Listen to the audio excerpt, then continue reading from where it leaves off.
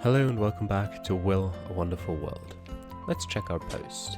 好想再见他一面。 A letter from Liwen Lo siento. and one from Alicia. Probably connected. Yeah, okay. The guest with a beard. 9 a.m. It was the least busy hour of the day in the coffee shop. I was wiping the glass carefully with a cleaning cloth. Mama, who loved and happily shared his feminine side, was sitting next to the bar and perusing a woman's fashion magazine while occasionally letting out a yawn.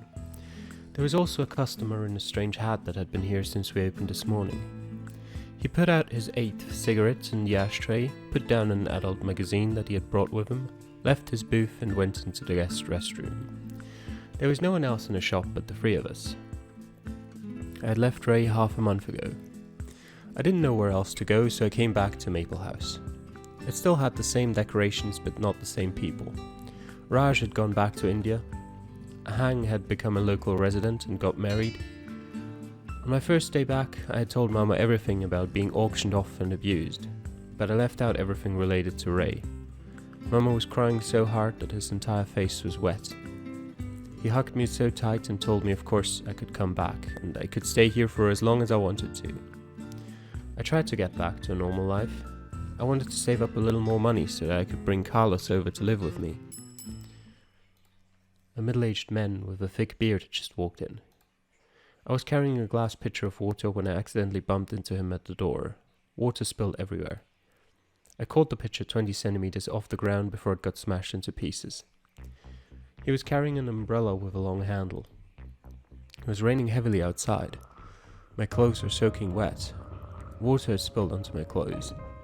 The black dragon tattoo on my stomach became vaguely visible through my wet shirt. I apologized and turned around to go to the back room so that I could change into another shirt. I'm in a hurry. Was that? Okay. I heard something else hidden inside his 4 short words. It was an extremely familiar sense of menace. Then I noticed his umbrella out of the corner of my eyes. I didn't suspect anything earlier because of the rain, but now I realized that his umbrella was completely dry. I ducked down and sprinted to the kitchen. Multiple deafening gunshots erupted behind me. The meticulously painted walls were littered with holes from the shotgun. I dragged Mama into the kitchen. His fake eyelashes had fallen off. There was nothing but a bloody hole where his left eyeball was supposed to be. His and my blood was spreading all over the kitchen floor. Suddenly, I heard a flush come from the restroom outside and nothing else. He was so confident that he wouldn't even bother coming in to make sure that we were dead. The bearded man must be coming after me. He couldn't be here for any other reason but revenge. I had made a mistake. I shouldn't have come back. I shouldn't have expected to lead a normal life. My mind was becoming cloudy. Mama, I'm so sorry. It was my fault. Alicia.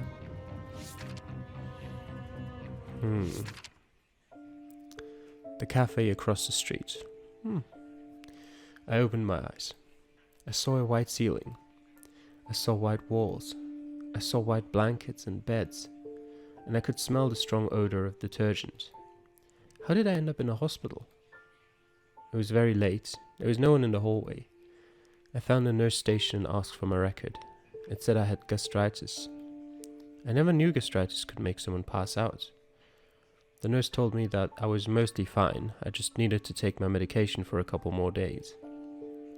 But it was already too late to be discharged today, so I'd have to wait until tomorrow. She also mentioned that it was a middle-aged man who had brought me in. A middle-aged man? Could it be him? Probably not, there were plenty of middle-aged men out there. Since I was mostly fine, I decided to go home anyway.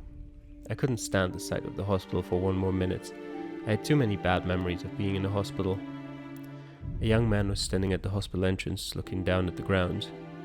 Maybe he was feeling down because a family member had been sick too. I walked towards the subway station. At the last crossing, the lights had just turned from green to red. I saw 2 people sitting next to the window in the coffee house across the street. 2 very familiar people. Miss Young and him. I stepped forward without even realizing it. I had forgotten about the red light. A truck charged directly at me from the side. Its headlights had blinded me.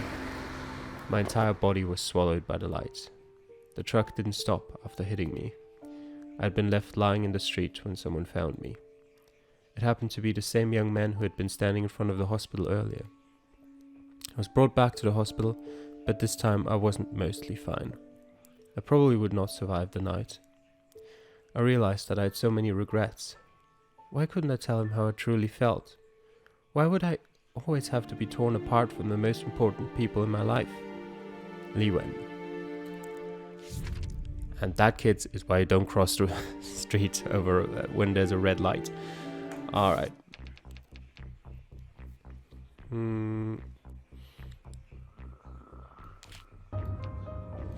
I don't know. Just put everything over there.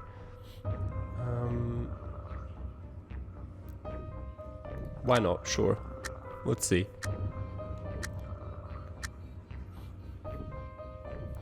I apologized to the guest who had just come in, showed him to a booth and poured him a cup of coffee. Then I went back to the door and started cleaning the wet floor. I then heard a flush come from the restroom. The guest with the hat walked out. He walked past the new guest's booth and went back to his own. He took a ninth cigarette out of his pack and put it into his mouth. Then I noticed a flame pop up near the end of the cigarette. I walked over with a carafe, leaned over and refilled his mug. I whispered into his ear, "Excuse me, but this is a non-smoking establishment." If we were a fellow hitman, he would have understood. The guest with the hat heard my words, nodded gently and put the cigarette back into the pack. The menace that had been brewing in the air suddenly dissipated. It wasn't a regular cigarette. There were probably some elaborate mechanisms inside. I myself had never used gadgets that were too complicated. I did sometimes hear that some fellow workers in my field would often use some unusual murder weapons that I had never even heard of. He probably wasn't here for me, but if he had insisted upon messing up the shop, the dagger under my skirt would have to stop him. The bearded man put down some cash on the table and left. Soon, the guest with the hat gathered his cigarette pack and the adult magazine, gave me a nod and left too. I soon noticed that I was being followed for the next few days. There was more than one tail on me, and none of them was just some random slob. I couldn't tell if it had anything to do with the guests from that day. I asked Mama for some time off and decided to stay out of sight alone for a while. At the very least, I could not bring Mama into this. That sounded good. I was drenched in sweat because of the nightmares. Well, now that my clothes were already wet, I decided to just go home in the rain. I walked into the heavy rain. I walked towards the subway station. At the last crossing, the lights had just turned from green to red. I saw two people sitting next to the window in the coffee house across the street. Two very familiar people. Miss Young and him. I stepped forward without even realizing it. I had forgotten about the red light. Okay, there's nothing changed here. Alright.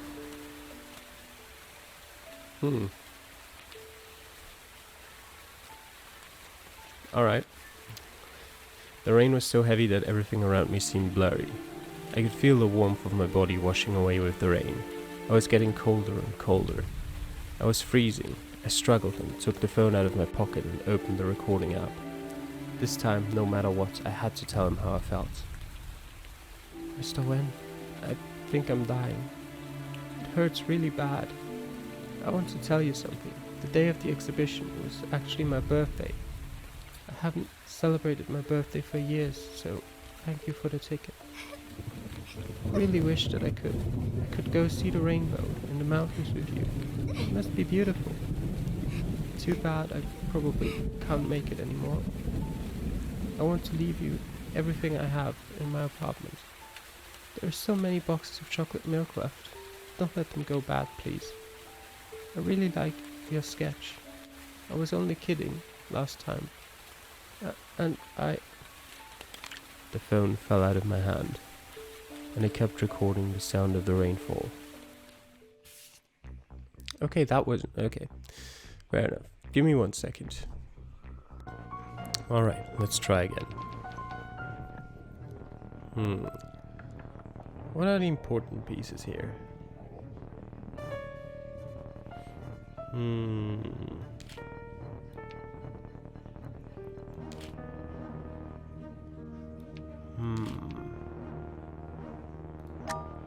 Okay, that doesn't change it for her at all.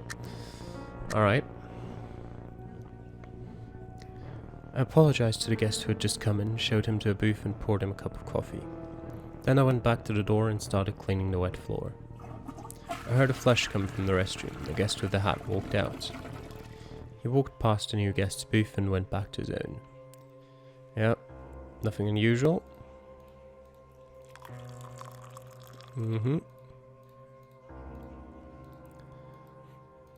Alright. Everything's the same. The bearded man kept glancing over at us the entire time. He wasn't a regular guest either. The dagger under my skirt was ready to be unsheathed. Our eyes met. Then I saw him raising his right hand with the umbrella, which had been hanging from the table earlier. He pointed it at the guest with the hat and me. I had never suspected that the umbrella would be his weapon. The guest with the hat reached for a cigarette pack, but it was already too late. Multiple deafening gunshots erupted. Dozens of bullets went through our bodies. Blood and flesh went flying off of us, painting the shop a bloody maroon. Yep, that's bad, I can see that. Okay, so definitely this is the umbrella side. What about this? No, that's not enough. Okay. Change the leech's story again. Yep. We've read all of that. Okay, apologized, then went and changed into another shirt in the back room. When I came back, both the bearded man and the guest with the hat had left. I soon noticed that I was being followed for the next few days. Yep. Okay. Couldn't be for other reason but revenge. That's an A rank now.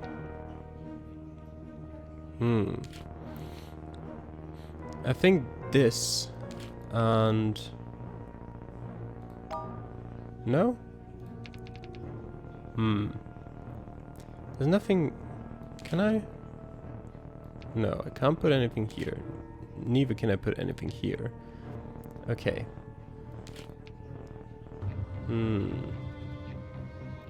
Wait, did I just try that? Or did I try the other one around? Okay, it doesn't matter.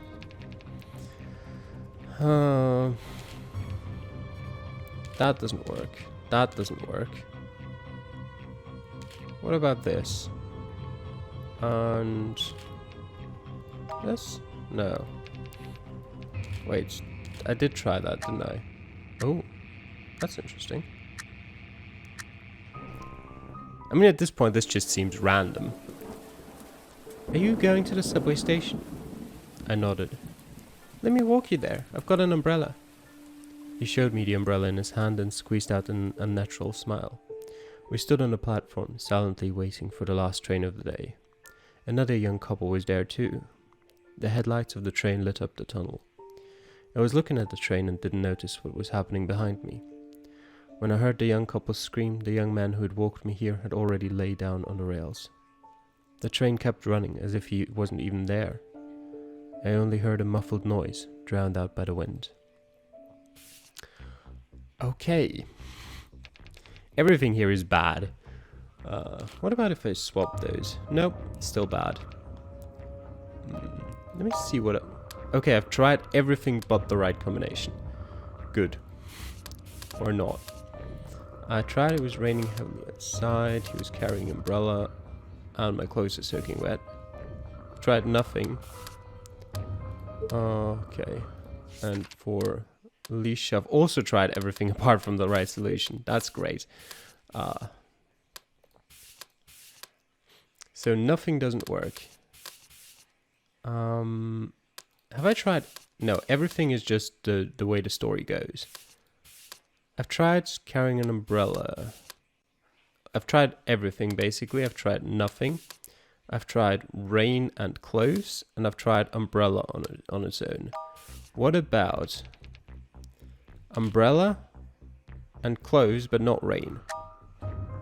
That gives me a new... That has to be the right one, then. There's only one option left, and that's the best for both of them. I went back to the room and hid under the blanket. Even with my eyes closed, the detergent smell still kept reminding me of where I was. I still couldn't escape those memories. In my earliest memories, my father was the only person that I could picture in my mind. He was a great painter, because every painting of his was great. As far as I could remember, we'd always lived in a big house. It was so big that sometimes I couldn't even find my father. When I was in elementary school, we had moved into an apartment. Father and I would often play with each other in the evenings by throwing pillows. When I was in middle school, we had moved into a single-room studio. Most of the space was occupied by his paintings. A few pieces of furniture sat in the rest of the room. We would sleep on the floor when it was bedtime. The place was so small, and many mornings I would wake up and realize that I had crawled into my father's bed in the middle of the night. Life wasn't easy, but I was happy. Father began to take on more and more assignments, most of which were not in his style. He would also set up a booth on the street to paint portraits for the pedestrians. Sometimes I would fall asleep before he even returned home. We lived like this for 2 more years. Then, at some point I couldn't remember, Father started drinking. He spent more and more time inside and less time smiling. He would often tear up his own paintings too. On that day, Father woke up early in the morning to watch a tennis game while he drank. Empty beer cans were all over the table. His stomach hadn't been doing great in the first place, and the excessive drinking was not helping. I had a huge fight with him. I had never been angrier in my life, and I had never seen Father so mad either. Still, whatever he had said to me, had done to me, I should not have said what I said. "I hate you, Father." Those ended up being the last words I ever said to him. When I came home from school that day, I found the TV on the same channel as it was in the morning. A commercial was on. There were paints all over the floor, and Father was lying in the middle of them, motionless.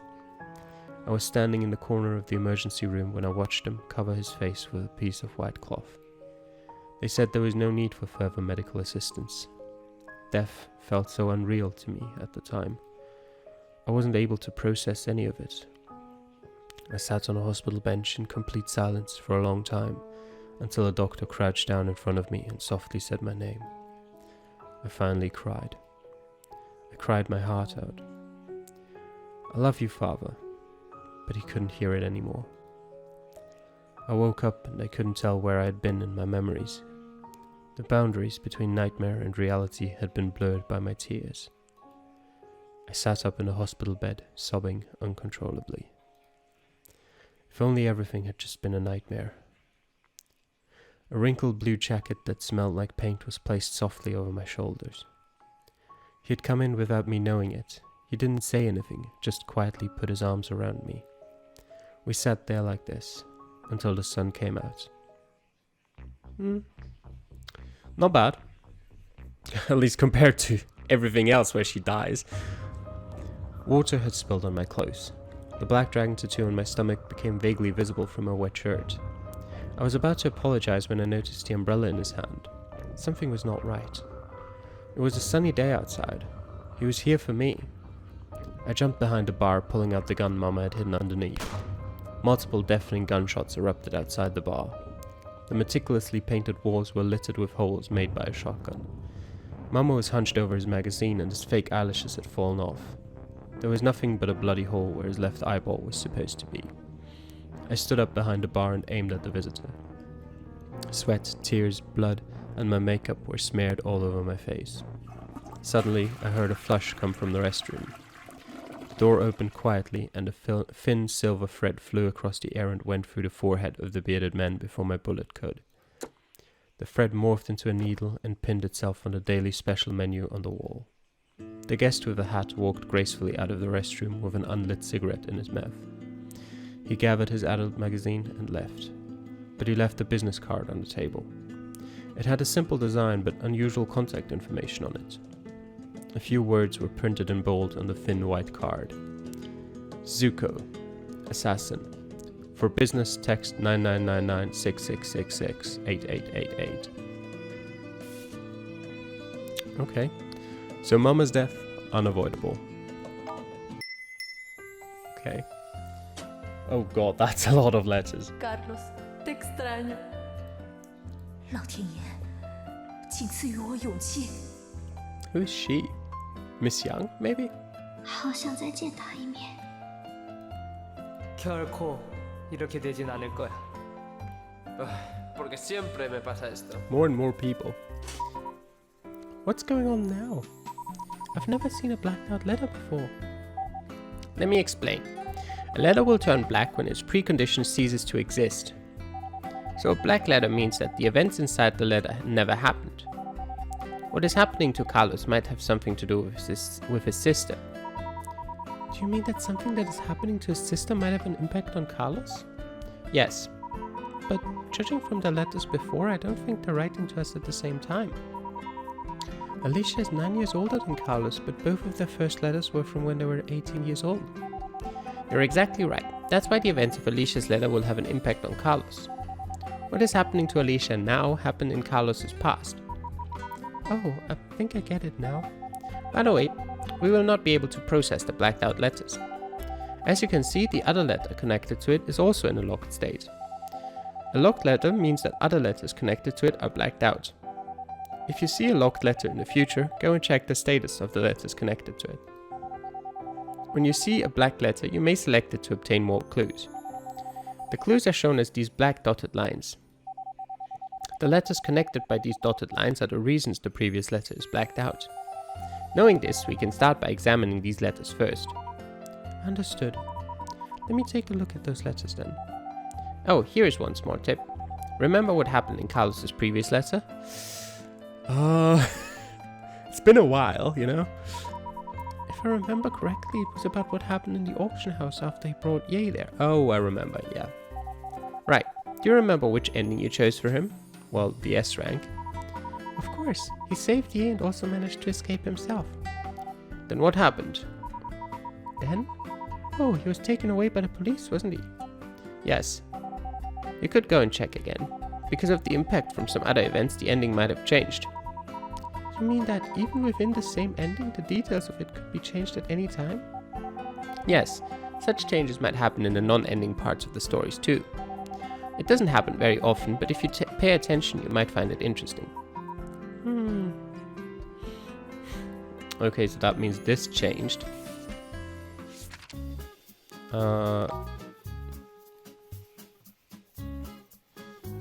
That's a long letter. Okay.